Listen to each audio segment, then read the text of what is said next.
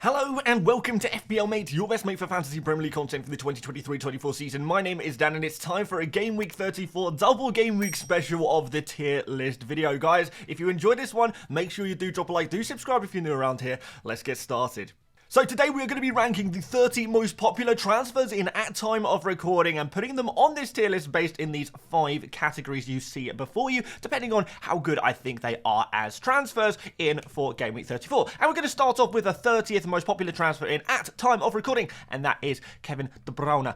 Kevin De Bruyne, I'm going to put him in the avoid category. Yeah, straight up. I think there's just a little bit of rotation risk there, a lot of money to spend on a player who, let's be honest, you're not guaranteed minutes in what is a double game week. He does not have that double this week either. And this fixture away against Brighton, I don't think it is a super easy game anyway, to be fair. I think Brighton are capable of doing some decent defensive performances. So going to put De Bruyne right there. I'm going to put Saliba in the good transfer category. We know he is nailed on in this Arsenal defense, which is very, very useful going for a nailed on player for a double game week. He does pretty well for bonus points typically as well. And I think there could potentially be clean sheets against Wolves and Chelsea for Arsenal. I know obviously Arsenal did let their clean sheet record slip a little bit against Aston Villa at the weekend. However, I think things are soon going to change back to normal. We're always going to see the odd anomaly in football because that is football. Next up, Senesi. I think he is at least an optional player. I think you could even potentially move him up to good transfer because he does have that little bit of attacking threat. Nice and cheap at 4.4 million. So nice bargain player there.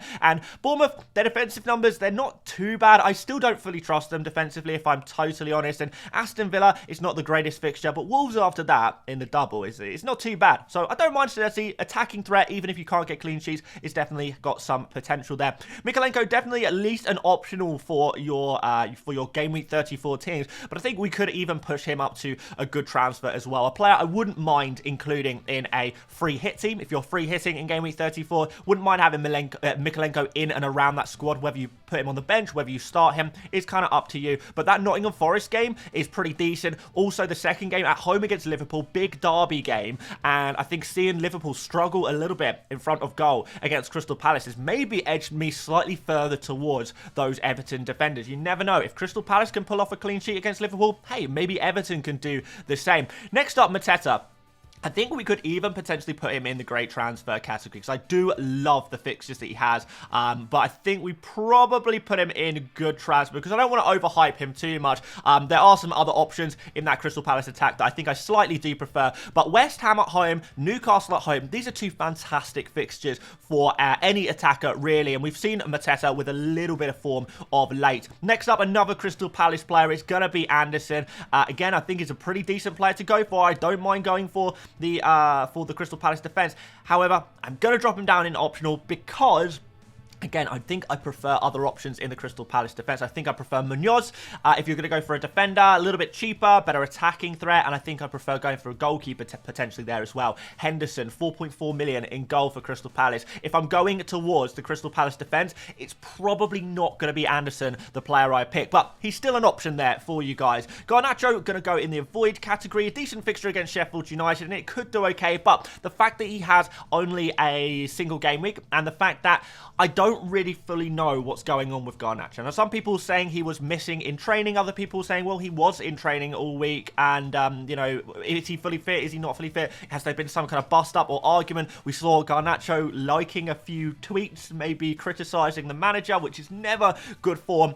I do worry about Garnacho. Now, thankfully for Manchester United, their next game is the FA Cup game, so if Garnacho was going to be disciplined and left out of the squad, it could potentially be for the FA Cup game, but I still worry about him a little bit. And the fact that he has no double game week this week is probably enough to sway me away from him for at least game week 34. Allow us to reassess the situation, pick some double game week players instead, and then we can talk about him again in game week 35 when we have a clearer idea of what's going on. Again, a reminder, guys, if you are free hitting in game week 34, any transfers you make before the free hit do not count. They will be wiped, they will be discounted, it will be as if those transfers never even happened. So it's not like you can, you know, I would understand if someone wanted to bring in Garnacho and then play their free hit, and hopefully they'd still have Garnacho in game week 35, but that's just not how it works. So, yeah, doesn't seem to be much point in going for him. Another player I'd be putting in the avoid category is Dubravka.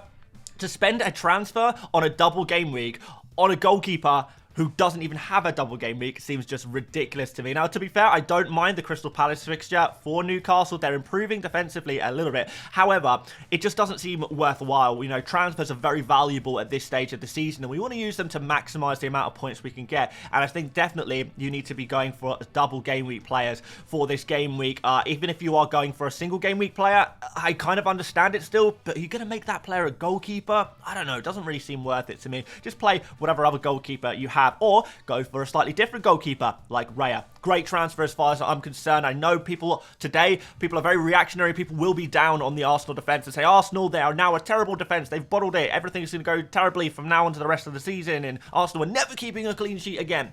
I'd like to see a little bit more data before I start buying into that particular kind of line of thinking, but I still believe that Arsenal can keep clean sheets. I think Raya can get save points against teams like Chelsea, who do take a lot of shots, get in and around the box a lot, and I think that Wolves game first up looks pretty good for a clean sheet for Arsenal as well. So I'm going to be backing Ray. I'm going to be backing the Arsenal defence for this game week. Next up, Phil Foden. Would I go for him this week? Probably not. I think he's more likely to start than De Bruyne. But yeah, away against Brighton, it's an okay transfer if you're planning for the future. I just, again, don't feel this is a week to plan for the future too much. And if I am going to plan for the future, it's probably not going to be through a rotation-rich player. You know, when you've got a choice between players who you know are going to play 2 fixtures and a player who might not even play 1 fixture, that is troublesome. That is not something we like. So I would not be going for Foden this game week. Again, another player to reassess, maybe wait one more game week. Game week 35, we can start talking about these Man City games. After that, Man City players, as their fixtures get a bit better, as we look closer and closer towards their double game week as well. Next up, Gabriel. No real excuse not to have him in your team. I think really, really solid choice. Obviously, always got that attacking threat to score goals as well as clean sheet points.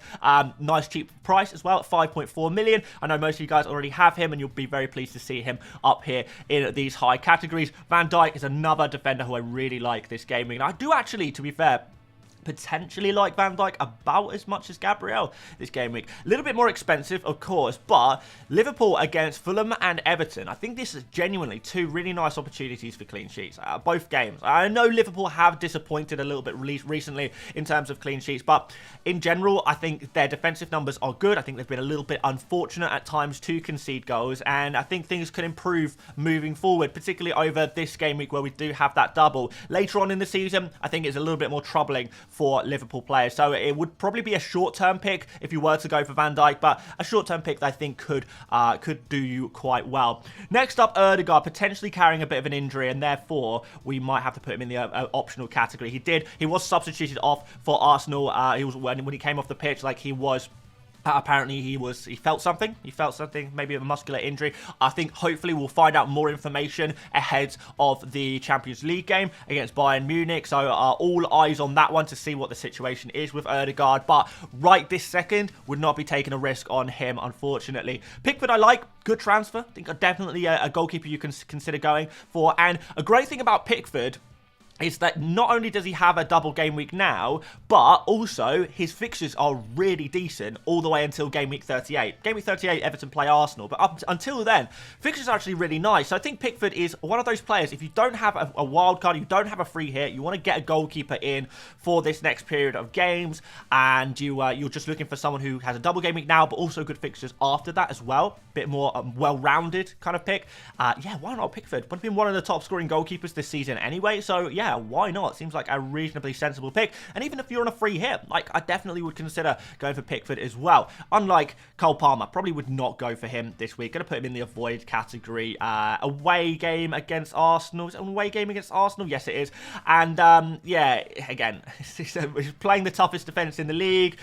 Rather than picking a player who has a double game week, doesn't make too much sense. You know, you're basically picking half a fixture for an attacker, and a game against Arsenal is half a fixture. Compared to all these double game weeks, no point going there again. Wait till game week 35, then he'll become essential. Next up, Ben White.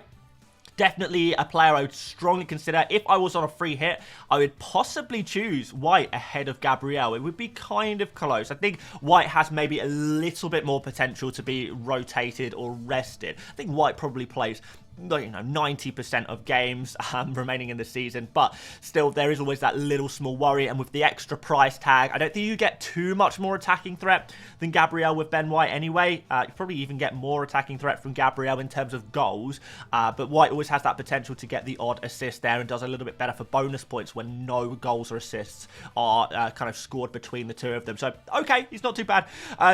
Next up, Darwin, good transfer. No higher than that. I think there's a little bit of rotation risk there, which does put me off him just a little bit. Guardiola, nice transfer for the long term, but again, probably would not look to go for him too much this week. I'm going to drop him in optional though, I think, because I do think there's a decent chance of a Crystal Palace clean sheet. And if you don't have any chips left, Gavardio is maybe one of those players, kind of like Pickford, who is just solid for the rest of the season. You don't have to pick him up this week, but I think against Brighton, definitely could be a clean sheet here. After that, definitely chances of clean sheets. Double game week coming up later. The small rotation risk there with Guardiola, and there is always going to be that risk with Manchester City defenders. But if I'm going for one, Guardiola's probably one of my favourite ones, I guess. Kai Havertz next. Great transfer. Yeah, really like this one. Definitely would consider going for him. He'd be somewhere around these other Arsenal defenders at the moment. Maybe even consider him above them. I expect him to continue to start for this Arsenal team. Definitely going to be goals in this Wolves and Chelsea games because neither of those defensive have really been performing over recent game weeks, over the last couple of months, to be fair. And I think Havertz out of position, midfielder playing as a striker. Although, to be fair, his position has been a little bit more varied. I think if Ødegaard is unavailable, that improves Havertz's game time as well. I think all good there. Next up, Ollie Watkins. Can never really doubt him, I guess. It's an okay game against Bournemouth. I think he is optional. I think we have to put all the double game week players higher than him. If you really want to go for Watkins right now and ignore the double game week players, then fair enough. Watkins, of course, doesn't have any double game weeks for the rest of the season. And in fact, after this Bournemouth game, which I don't think is an amazing fixture anyway, I actually think the rest of the games are quite tough for Watkins. So it's kind of up to you. You've got to decide. Watkins really does not have the fixtures. No doubles and pretty tough fixtures between now and the end of the season. Do you want to go for him regardless because you trust him and his form? If so, fair enough. Go for him. He is an option. But me personally, I would rather focus my attention elsewhere in the Premier League, such as on Eberechi Eze, who I think is a fantastic pick. 10-pointer, was it in the end, against Liverpool? Fantastic stuff. I think he should be one of the first names on your team sheet if you are on a free hit in Game Week 34, by the way. And even if you are not on a free hit, if you are planning a wild card next game week and you're looking for that 1 week punt for this game week, Eberechi Eze against West Ham and Newcastle, both games at home, yeah, definitely would be thinking of going here. In fact, if it wasn't for the fact that, he's maybe not such a long-term pick, I would even put him as a must-buy. If you're on a free hit or wildcarding in 35, he is arguably a must-buy. But not everyone has those chips available, so he's going to go in great transfer, but still really, really solid. Solanke, similar situation. If I was on a free hit or if I'm wildcarding next week, Solanke comes in straight away, regaining his form, of course, against Manchester United with a well-taken goal. Decent fixtures against Aston Villa, who are putting up some poor defensive numbers, aside from that Arsenal game, of course. And after that, we got Wolves as well. So 2 decent fixtures, I would say, for Solanke, kind of like Eze. Real nice opportunities between these two players. I think another thing with Solanke is that a lot of people are going to own him. So if you bet against Solanke this game week, you could find yourself in big trouble. I think he's a really, really solid pick for the game week. Fernandes, similar situation to some of these other guys. He is kind of more wildcard 35 kind of player you might bring in, or just a straight up transfer. Probably not even a straight up transfer in 35. In 35, if you're just using your transfers, you're probably looking at Spurs and Chelsea players, to be honest. But if you're on a wildcard in 35, Fernandes, perfect. If you really want to use a transfer on him now, go up against Sheffield United. Obviously, Fernandes much more of a nailed on player on penalties and in pretty decent form at the moment. I think he's definitely got to be considered, even though he doesn't have a double game week. The fixture is still decent. However, still preferring the double game week players. You've always got more of a chance from double game week attackers. You really, really do. So Fernandes, he's decent. Don't want to knock him, but the fact he doesn't have a double really does say something to me.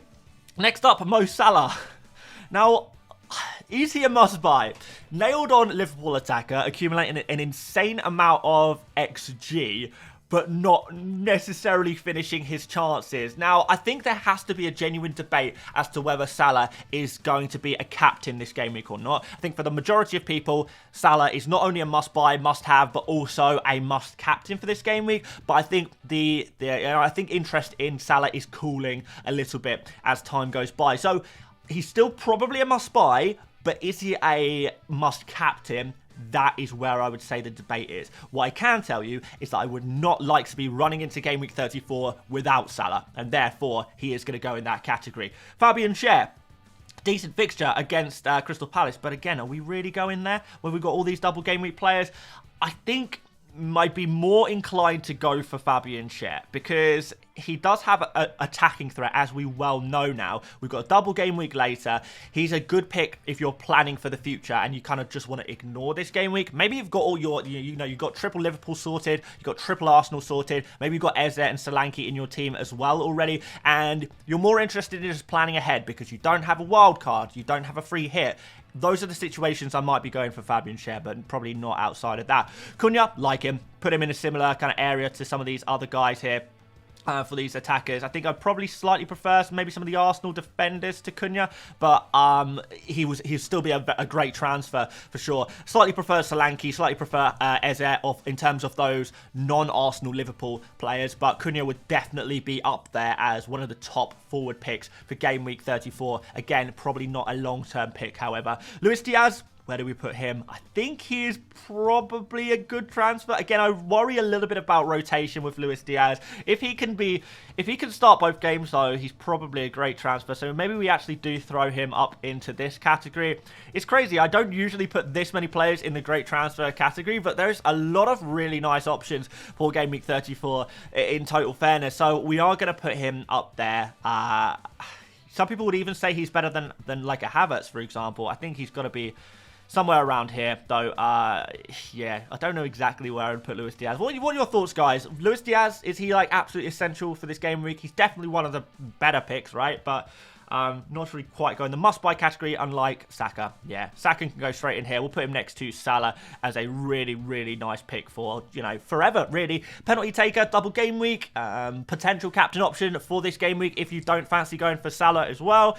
Why not? I think, at this point, Saka is one of those players who is so heavily owned. He's going to be heavily captained this game week as well, and he's definitely a player you can hold on for the rest of the season if you wanted to as well. Definitely worthwhile having in your squad.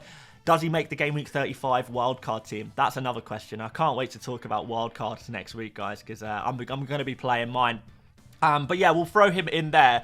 And let's finish off with the two Newcastle guys, who are Isak and Gordon. Two most popular transfers of the game week at time of recording, because obviously at this stage on a Monday, most of the people who are making their transfers that early in the game week are probably people who don't pay too much attention to double game weeks. Of course, a lot of people will argue that this Crystal Palace game, it doesn't matter if Newcastle don't have a double game week. They're going to cook against Crystal Palace. And, Isak Gordon did so well last game week that they're going to do it again. I don't know how I feel about that one. I'm going to put them in here. I'm going to put them in here in the optional category. There is a chance Newcastle could get something out of the Crystal Palace game, but as I kind of said last game week when we were talking about Liverpool attackers, Crystal Palace actually pretty decent defence, actually not too bad. So when I look at Newcastle, yes, they did it against Spurs, but this game against Crystal Palace is not going to be as easy for them, looking up the defensive numbers and the defensive capabilities that Palace do have at the moment. And considering it's a single game week for them, would not be super keen. They're definitely options, particularly for those of you who don't have any chips left. But outside of that, would they make a free hit team for me this week? Probably not. If I'm wildcarding in Game Week 35, well, I'll just wait till Game Week 35 before getting them in.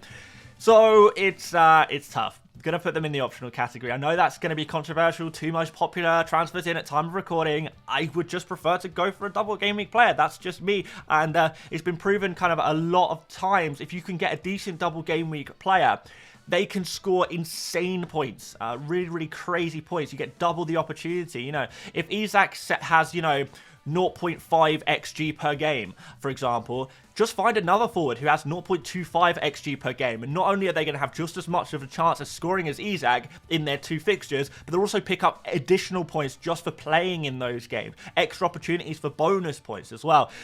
So yeah, very, very, it's very, very clear. You can see a pattern on this tier list. Everyone with a double game week is in the higher categories, and everyone without a double game week is in the lower categories. That's just how it is on a double game week like this. Biggest double game week of this season so far. And Yeah, it should be a pretty interesting one indeed, particularly for those players outside of Arsenal and Liverpool. But let me know what you think about my placements. Have we got things roughly right here? And of course, if there's any other players that we didn't mention in this video, let me know in the comments and we'll be sure to rate them as well. Leave a comment of any player who we haven't mentioned in this video.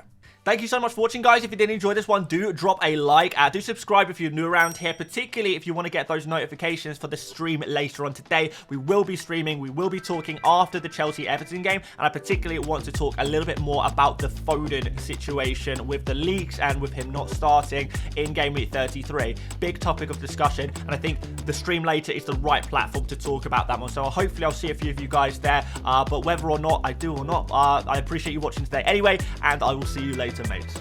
Bye-bye.